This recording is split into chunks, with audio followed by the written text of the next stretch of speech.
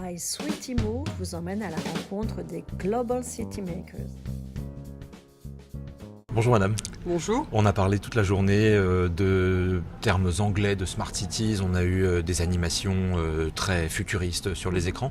Pendant votre intervention, vous avez évoqué notamment deux associations, la Cravate Solidaire et la Seine Fertile. Oui. La Cité Fertile. Oui. On a l'impression que ça tranche complètement avec ce qu'on a entendu, que vous parlez de choses beaucoup plus concrètes que ce qu'on a pu entendre. Pourquoi cette impression ? Parce que je crois qu'à la fois, il y a bien sûr tout ce qui est développé en termes de concept de la ville de demain, très technologique, très écologique, etc. Donc tout ça existe et existera.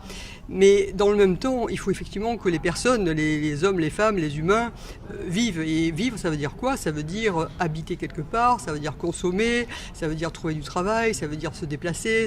Bref, c'est tout ça. Donc ça, c'est très concret.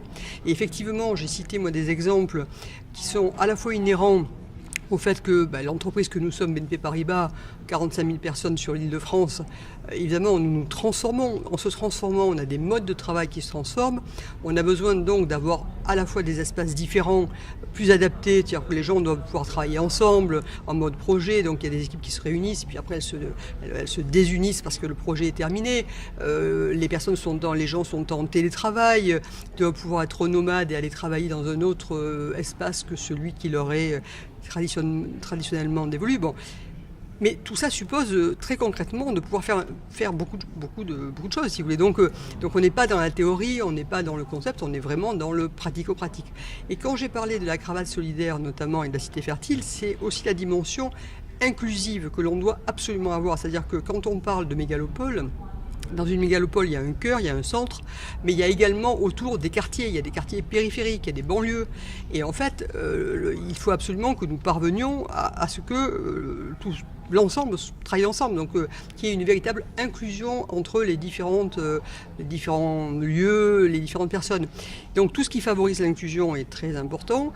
Et j'ai cité la Cravate Solidaire, qui est une association qui travaille sur comment faire pour que des jeunes qui sont issus de quartiers défavorisés, qui n'ont pas les moyens de s'acheter des vêtements business pour aller à des entretiens d'embauche, qui n'ont pas par ailleurs les codes de présentation, cette association collecte des vêtements. Et donc j'ai cité le chiffre parce que je le trouve formidable, nous avons collecté, BNP Paribas, 4,5 tonnes de vêtements pour ces jeunes. Mais en faisant ça, on s'inscrit totalement dans cette idée que la ville de demain et d'aujourd'hui, parce que ça c'est aujourd'hui, elle doit être inclusive, elle doit permettre à chacun de trouver sa place et on a besoin de tous. D'après vous, c'est le rôle d'un grand groupe comme le vôtre, où il y a 45 000 personnes comme vous venez de l'évoquer, d'un très grand groupe avec une force de frappe très importante, que de s'appuyer sur des petits acteurs et des acteurs locaux pour créer justement cette ville inclusive dont vous parlez ?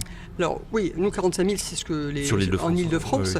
Oui. Non, nous considérons véritablement que nous avons un rôle contributif à la société, au-delà de ce que nous faisons. C'est-à-dire que, évidemment, nous finançons l'économie, on est une activité de banque avec tout ce que cela suppose, mais on a un rôle également de contribuer à la société. Donc la contribution à la société, c'est effectivement être dans l'écosystème, tout fonctionne dans l'écosystème. Donc les associations, on a un programme qu'on appelle le programme banlieue que l'on a mis en place en 2005 à l'issue des émeutes pour justement permettre à ce que ce lien entre la banlieue et la ville en tant que telle puisse fonctionner de façon beaucoup plus harmonieuse que ce que c'était bien évidemment. Et donc travailler avec des petites associations, c'est-à-dire les accompagner financièrement, mais pas uniquement financièrement, c'est surtout un accompagnement personnel. C'est-à-dire qu'on a des collaborateurs qui sont impliqués dans le travail avec des associations. Et là, je considère que c'est notre rôle, oui, notre rôle est de créer, de contribuer avec d'autres, c'est-à-dire qu'on n'est pas seul. D'ailleurs, je suis totalement convaincu que ce qui fonctionne et qui fonctionnera de plus en plus, c'est le côté collectif. Donc c'est pas du tout une entreprise, il ne faut pas opposer les grands, les petits, etc. Mais non, on a besoin de tout le monde.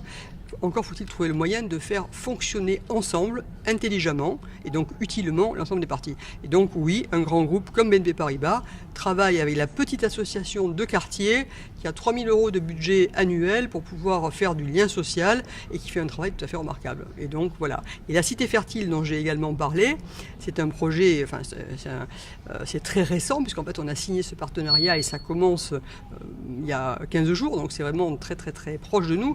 La Cité Fertile, c'est quoi? C'est la ville de Pantin, dans laquelle nous sommes très implantés. Nous sommes le premier employeur de Seine-Saint-Denis, donc nous avons vraiment 13 000 personnes en Seine-Saint-Denis. La ville de Pantin a, avec la SNCF, qui a donc des espaces de friches, d'immenses friches, a donc décidé de créer un écoquartier. Nous sommes associés BNP Paribas à cette initiative. Et c'est ce projet de cité fertile, le nom est très beau.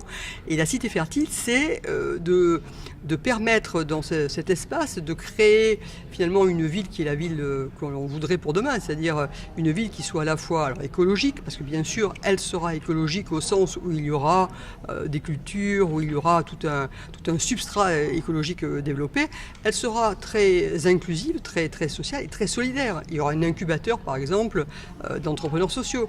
Donc vous voyez, et là à chaque fois, là il y a quoi? Il y a deux grandes entreprises, SNCF, une donc d'État, BNP Paribas, il y a les acteurs, la ville, il y a des citoyens, voilà. Donc moi je crois que l'avenir il est là, il est dans le côté inclusif de tout ce que l'on peut faire. Merci beaucoup madame. Merci.